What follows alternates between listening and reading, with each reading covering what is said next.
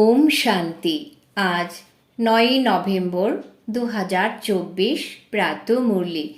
বাবা আজ বলেছেন, মিষ্টি বাচ্চারা, বাবা এসেছেন তোমাদেরকে অর্থাৎ তার বাচ্চাদেরকে ভক্তিতু আত্মা থেকে জ্ঞানীতু আত্মা বানাতে, পতিত থেকে পবিত্র বানাতে।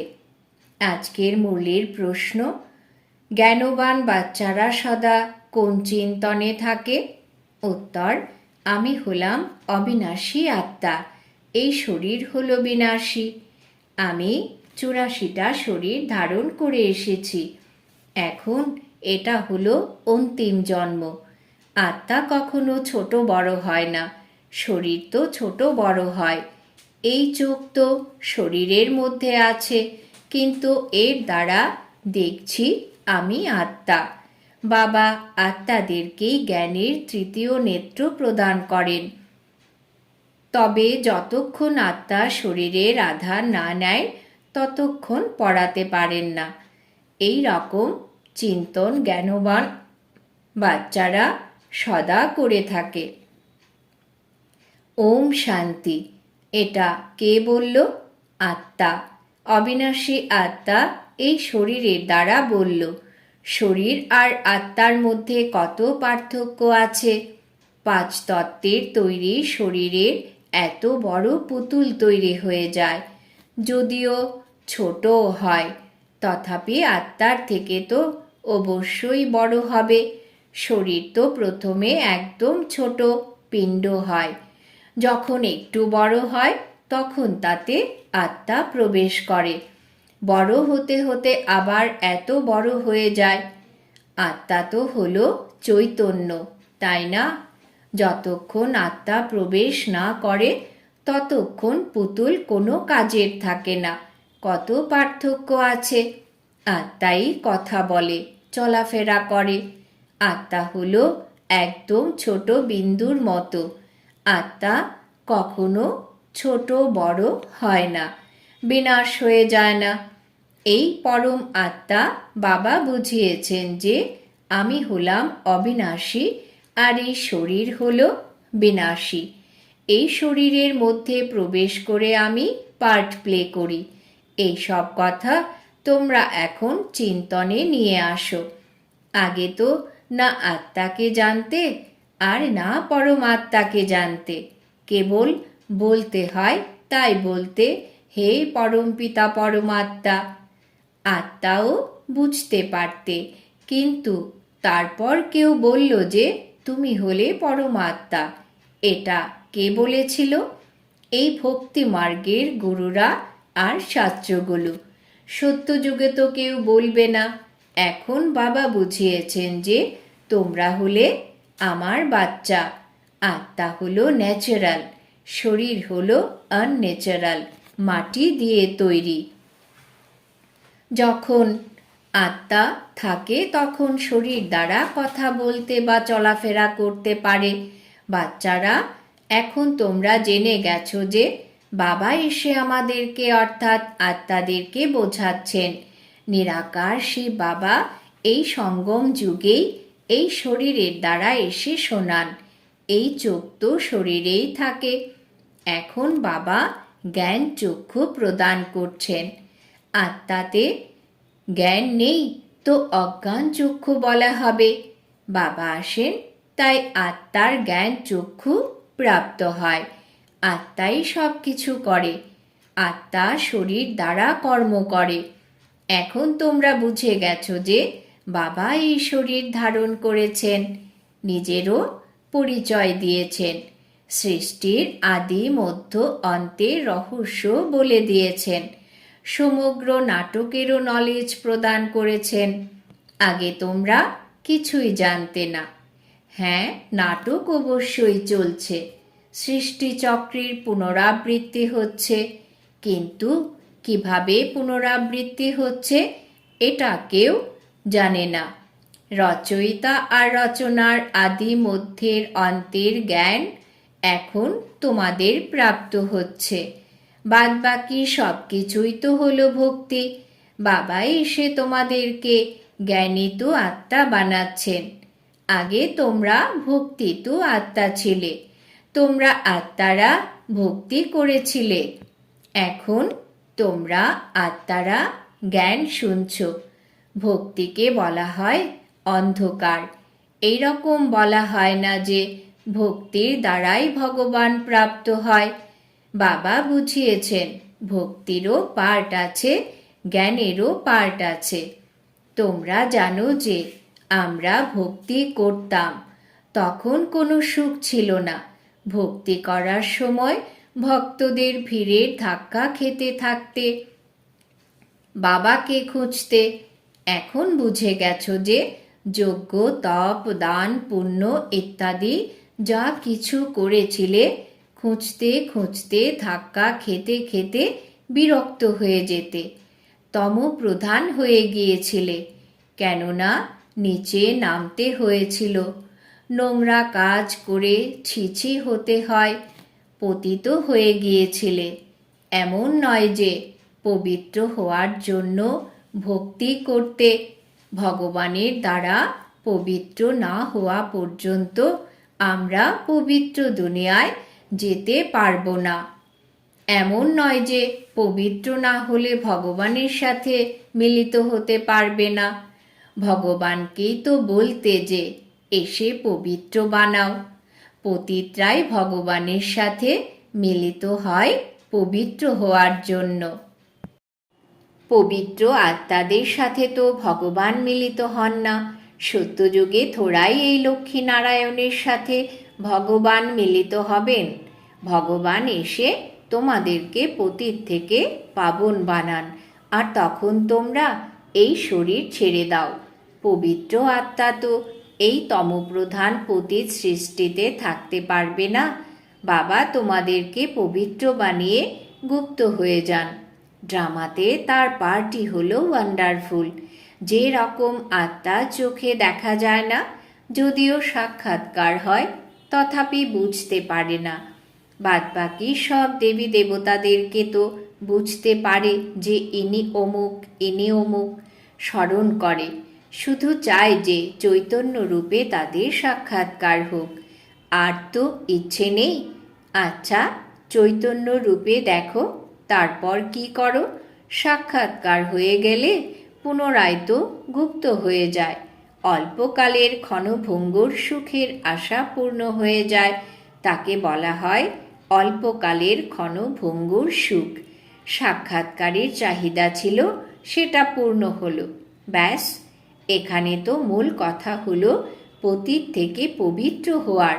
পবিত্র হলে তো দেবতা হয়ে যাবে, অর্থাৎ স্বর্গে চলে যাবে। শাস্ত্রে তো কল্পের আয়ু 1,00,000 বছর লিখে দিয়েছে। মনে করে কলিযুগের এখনো 40,000 বছর বাকি আছে। বাবা তো বোঝাচ্ছেন যে সমগ্র কল্পই হলো 5,000 বছরের। তো মানুষ অন্ধকারে আছে, তাই না? তাকে বলা হয় ঘোর অন্ধকার। জ্ঞান কারোর মধ্যে নেই, সে সবই হলো ভক্তি। যবে থেকে রাবণ আসে তো ভক্তিও তার সাথে থাকে, আর যখন বাবা আসেন তখন তার সাথে জ্ঞান থাকে। বাবার থেকে একবারের জন্যই জ্ঞানের উত্তরাধিকার প্রাপ্ত হয়, বারবার প্রাপ্ত হয় না। সেখানে তো তোমরা কাউকে জ্ঞান দেবে না, দরকারই পড়বে না। জ্ঞান তার প্রাপ্ত হয় যে অজ্ঞানে থাকে। বাবাকে কেউ জানে না, বাবাকে গালি দেওয়া ছাড়া কোনো কথাই বলে না। এটাও তোমরা বাচ্চারা এখন বুঝতে পারছো। তোমরা বলো যে ঈশ্বর সর্বব্যাপী নন, তিনি হলেন আমাদের অর্থাৎ আত্মাদের বাবা। আর তারা বলে যে না, পরমাত্মা নুড়ি কাকরের মধ্যে আছে। তোমরা বাচ্চারা ভালোভাবে বুঝে গেছো, ভক্তি একদম আলাদা জিনিস। সেখানে একটুও জ্ঞান থাকে না, পুরো সময়টাই বদলে যায়। ভগবানেরও নাম বদলে যায়, আবার মানুষেরও নাম বদলে যায়। প্রথমে বলা হতো দেবতা, তারপর ক্ষত্রিয়, বৈশ্য, শূদ্র। তারা হলেন দিব্য গুণযুক্ত মানুষ, আর এরা হলো আসুরি গুণযুক্ত মানুষ। একদমই ছি ছি। গুরু নানকও বলেছিল, অসংখ্য চোর। সাধারণ মানুষ যদি এরকম বলে তো তাকে তৎক্ষণাৎ বলবে যে তুমি এটা কীরকম গালি দিচ্ছ। কিন্তু বাবা বলেন যে এই সব হলো আসরিক সম্প্রদায়। তোমাদেরকে ক্লিয়ার করে বোঝাচ্ছেন, তারা হলো রাবণ সম্প্রদায় আর তারা হলো রাম সম্প্রদায়। গান্ধীজিও বলতেন যে আমাদের রাম রাজ্য চাই। রাম রাজ্যে সবাই নির্বিকারী ছিল, রাবণ রাজ্যে সবাই হলো বিকারী। এর নামই হলো বেশ্যালয়। রৌরব নরক, তাই না? এই সময় মানুষ বিষয় বৈতরণী নদীতে পড়ে আছে। মানুষ, জানোয়ার ইত্যাদি সবাই হলো এক সমান। মানুষের কোনো মহিমা নেই। বাচ্চারা, তোমরা 5 বিকারকে জয় করে মানুষ থেকে দেবতা পদ প্রাপ্ত করো। বাকি সব কিছু শেষ হয়ে যায়। দেবতারা সত্য যুগে থাকে। এখন এই কলিযুগে অসুর আছে। অসুরদের লক্ষণ কি? 5 বিকার। দেবতাদেরকে বলা হয় সম্পূর্ণ নির্বিকারী, আর অসুরদের বলা হয় সম্পূর্ণ বিকারী। তারা হলেন 16 কলা সম্পূর্ণ, আর এখানে হলো 9 কলা। সকলের কলা কায়া শেষ হয়ে গেছে। এখন এই বাবা বাচ্চাদেরকে বসে বোঝাচ্ছেন। বাবা আসেনি পুরনো আসরিক দুনিয়াকে চেঞ্জ করতে, রাবণ রাজ্যে বেশ্যালয়কে শিবালয় বানাতে। তাই তারা তো এখানেই নাম রেখে দিয়েছে ত্রিমূর্তি হাউস, ত্রিমূর্তি রোড। আগে থোড়াই এইসব নাম ছিল। এখন কি হওয়া উচিত? এই সমগ্র দুনিয়া কার? পরমাত্মার, তাই না? পরমাত্মার দুনিয়া অর্ধেক কল্প পবিত্র, অর্ধেক কল্প অপবিত্র থাকে। ক্রিয়েটার তো বাবাকেই বলা হয়, তাই না? তো এই দুনিয়া হলো তারই, তাই না? বাবা বোঝাচ্ছেন, আমি হলাম মালিক। আমি হলাম বীজ রূপ চৈতন্য, জ্ঞানের সাগর। আমার মধ্যে সমগ্র জ্ঞান আছে, আর কারোর মধ্যে নেই। তোমরা বুঝতে পারো এই সৃষ্টি চক্রের আদি মধ্য অন্তের নলেজ বাবার মধ্যেই আছে। বাদবাকি সব তো হলো সাজানো গল্প। মুখ্য সাজানো কথাটি খুব খারাপ, যার জন্য বাবা অভিযোগ করেন, তোমরা আমাকে নুড়ি, কাঁকড়, কুকুর, বেড়াল সব কিছুতে ভেবে বসে আছো। তোমাদের কি দুর্দশা হয়ে গেছে। নতুন দুনিয়ার মানুষ আর পুরনো দুনিয়ার মানুষের মধ্যে রাত দিনের পার্থক্য আছে। অর্ধেক কল্প থেকে অপবিত্র মানুষ পবিত্র দেবতাদের সামনে মাথা নত করত। এটাও বাচ্চাদেরকে বোঝানো হয়েছে যে সর্বপ্রথম পূজা শুরু হয় শিব বাবার। যে শিব বাবাই তোমাদেরকে পূজারী থেকে পূজ্য বানাচ্ছেন। রাবণ তোমাদেরকে পূজ্য থেকে পূজারী বানায়। পুনরায় বাবা ড্রামা প্ল্যান অনুসারে তোমাদেরকে পূজ্য বানাচ্ছেন। রাবণ ইত্যাদি এইসব নাম তো আছে, তাই না? যখন দশহরা মানায় তখন কত মানুষকে বাইরে থেকে আহ্বান করে, কিন্তু অর্থ কিছুই বুঝতে পারে না। দেবতাদের কত নিন্দা করে। এই রকম কথা তো একদমই নেই। যেমন বলে যে ঈশ্বর হলেন নাম রূপ থেকে পৃথক, অর্থাৎ নেই। এরা যা কিছু খেলা ইত্যাদি বানায়, বাস্তবে এসব কিছুই নেই। এইসব হলো মানুষের বুদ্ধি। মনুষ্য মতকে আসরিক মত বলা হয়। যথা রাজা রানী তথা প্রজা, সবাই এই রকম হয়ে যায়। একেই বলা হয় ডেভিল ওয়ার্ল্ড। সবাই একে অপরকে গালি দিতে থাকে। তাই বাবা বোঝাচ্ছেন, বাচ্চারা যখন বসো তখন নিজেকে আত্মা মনে করে বাবাকে স্মরণ করো। তোমরা যখন অজ্ঞানী ছিলে তখন পরমাত্মাকে ওপরে মনে করতে। এখন তো জেনে গেছো যে বাবা এখানে এসেছেন, তাই আর ওপরের দিকে তাকিয়ে স্মরণ করবে না। তোমরা বাবাকে এখানে আহ্বান করেছ, এই তনে। তোমরা যখন নিজের নিজের সেন্টারে বসো তখন মনে করবে শিব বাবা মধুবনে এনার অর্থাৎ ব্রহ্মা বাবার তনে আছেন। ভক্তি মার্গে তো পরমাত্মাকে ওপরে মনে করতে। হে ভগবান, এখন তোমরা বাবাকে কোথায় স্মরণ করছো? বসে কি স্মরণ করছো? তোমরা জানো ব্রহ্মা তনে আছেন, তো অবশ্যই এখানে স্মরণ করতে হবে। ওপরে তো নেই, এখানে এসেছেন পুরুষোত্তম সঙ্গম যুগে। বাবা বলছেন তোমাদেরকে এত শ্রেষ্ঠ বানাতে আমি এখানে এসেছি। বাচ্চারা, তোমরা এখানে স্মরণ করবে, ভক্তরা ওপরের দিকে তাকিয়ে স্মরণ করবে। তোমরা যদি বিদেশেও থাকো তথাপি বলবে ব্রহ্মা তনে শিব বাবা আছেন। তন তো অবশ্যই চাই, তাই না? যেখানেই তোমরা বসে থাকো স্মরণ এখানেই করবে, ব্রহ্মার তনেই স্মরণ করতে হবে। কোনো বুদ্ধিহীনই হবে যে ব্রহ্মাকে মান্য করবে না। বাবা এরকম বলেন না যে ব্রহ্মাকে স্মরণ করো। ব্রহ্মা ছাড়া শিব বাবা কিভাবে স্মরণে আসবে? বাবা বলছেন আমি এনার তনে আছি, এনার মধ্যে থাকা আমাকে স্মরণ করো। এই জন্য তোমরা বাবা আর দাদা দুজনকে স্মরণ করো। বুদ্ধিতে এই জ্ঞান আছে, এনার নিজস্ব আত্মা আছে। শিব বাবার তো নিজের শরীর নেই। বাবা বলছেন আমি এই প্রকৃতির আধার নেই। বাবা বসে সমগ্র ব্রহ্মাণ্ড আর সৃষ্টির আদি মধ্য অন্তের রহস্য বোঝাচ্ছেন। আর কেউ ব্রহ্মাণ্ডকে জানেই না। ব্রহ্ম যেখানে আমি আর তোমরা থাকো, সুপ্রিম বাবা নন সুপ্রিম আত্মাদের বাসস্থান ব্রহ্মলোকই হল শান্তিধাম। শান্তিধাম হল খুব মিষ্টি নাম। এইসব কথা তোমাদের বুদ্ধিতে আছে। আমরা আসলে ব্রহ্ম মহতত্ত্বের অধিবাসী, যাকে নির্বাণ ধাম বানপ্রস্থ বলা হয়ে থাকে। এসব কথা এখন তোমাদের বুদ্ধিতে আছে। যখন ভক্তি থাকে তখন জ্ঞানের শব্দ থাকে না। একে বলা হয় পুরুষোত্তম সঙ্গম যুগ। এই সময়েই চেঞ্জ হয়। পুরনো দুনিয়াতে অসুর থাকে, নতুন দুনিয়াতে দেবতারা থাকে। তো তাকে চেঞ্জ করার জন্য বাবাকে আসতে হয়। সত্যযুগে তোমাদের কোনো স্মরণে থাকবে না। এখন তোমরা কলিযুগে আছো, এখনও কিছু জানা নেই। যখন নতুন দুনিয়াতে থাকবে তখনও এই পুরনো দুনিয়ার কিছুই মনে থাকবে না।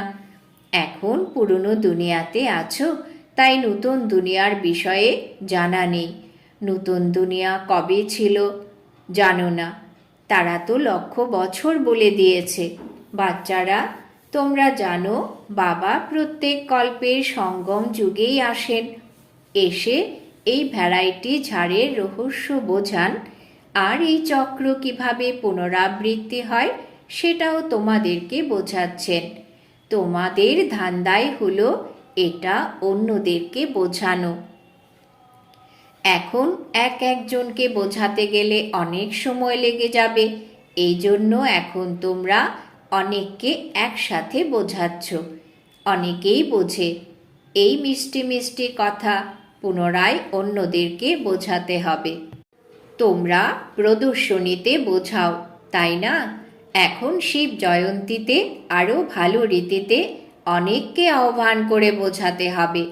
খেলার ডিউরেশন কত সময় তোমরা তো অ্যাকুরেট বলবে। এটা হলো টপিকস। আমরাও এটা বোঝাবো। তোমাদেরকে বাবা বোঝাচ্ছেন, তাই না? যার দ্বারা তোমরা দেবতা হয়ে যাও। যেরকম তোমরা এই জ্ঞান বুঝে দেবতা হচ্ছ, সেই রকম অন্যদেরকেও বানাচ্ছ। বাবা আমাদেরকে এটা বুঝিয়েছেন। আমরা কারোর নিন্দা ইত্যাদি করি না। আমরা বলি যে জ্ঞানকে সদ্গতি মার্গ বলা হয়। পার করার জন্য এক সদ্গুরুই আছেন। এই রকম মুখ্য পয়েন্টস বের করে বোঝাও। এই সমস্ত জ্ঞান বাবা ব্যতীত কেউ শোনাতে পারবে না। আচ্ছা, মিষ্টি মিষ্টি হারানিধি বাচ্চাদের প্রতি মাতা পিতা বাপদাদা স্মরণের স্নেহ সুমন আর সুপ্রভাত। আত্মাদের পিতা তার আত্মারূপী বাচ্চাদেরকে জানাচ্ছেন নমস্কার। আমরা আত্মারূপী বাচ্চারা আমাদের মাতা পিতা বাপ দাদাকে জানাই স্মরণের স্নেহ সুমন, সুপ্রভাত, নমস্কার। ধারণার জন্যে মুখ্য সার। 1 নম্বর, পূজারী থেকে পূজ্য হওয়ার জন্য সম্পূর্ণ নির্বিকারী হতে হবে। জ্ঞানবান হয়ে নিজেকে নিজেই চেঞ্জ করতে হবে। অল্পকালের সুখের পেছনে যাবে না। 2 নম্বর, বাবা আর দাদা দুজনকেই স্মরণ করতে হবে। ব্রহ্মা ব্যতীত শিব বাবা স্মরণে আসতে পারবে না। ভক্তিতে ওপরের দিকে তাকিয়ে স্মরণ করেছ, এখন ব্রহ্মাতনে এসেছেন, তাই দুজনকেই স্মরণ করতে হবে। বরদান। বাবা আজ বরদান দিয়েছেন, প্রত্যেক কর্মে বিজয়ের অটল নিশ্চয় আর নেশায় থাকা অধিকারী আত্মা ভব। প্রত্যেক কর্মে বিজয়ের অটল নিশ্চয় আর নেশায় থাকা অধিকারী আত্মা ভব। ব্যাখ্যা। বিজয় হলো আমাদের জন্মসিদ্ধ অধিকার। এই স্মৃতিতে সদা উঠতে থাকো। যা কিছু হয়ে যাক, এটা স্মৃতিতে নিয়ে আসো যে আমি সদা বিজয়ী। যা কিছু হয়ে যাক, এই নিশ্চয় যেন অটল থাকে। নেশার আধার হলোই নিশ্চয়। নিশ্চয় কম তো নেশাও কম। সেই জন্য বলা হয় নিশ্চয় বুদ্ধি বিজয়ী। নিশ্চয়ে কখনো কখনো হয়ো না। অবিনাশী বাবা আছেন, তাই অবিনাশী প্রাপ্তির অধিকারী হও। প্রত্যেক কর্মে বিজয়ের নিশ্চয় আর নেশা থাকবে। স্লোগান। বাবার স্নেহের ছত্র ছায়ার নিচে থাকো, তাহলে কোনো বিঘ্ন আসতে পারবে না। বাবার স্নেহের ছত্র ছায়ার নিচে থাকো, তাহলে কোনো বিঘ্ন আসতে পারবে না। আজকের সমান আমি অধিকারী আত্মা। ওম শান্তি।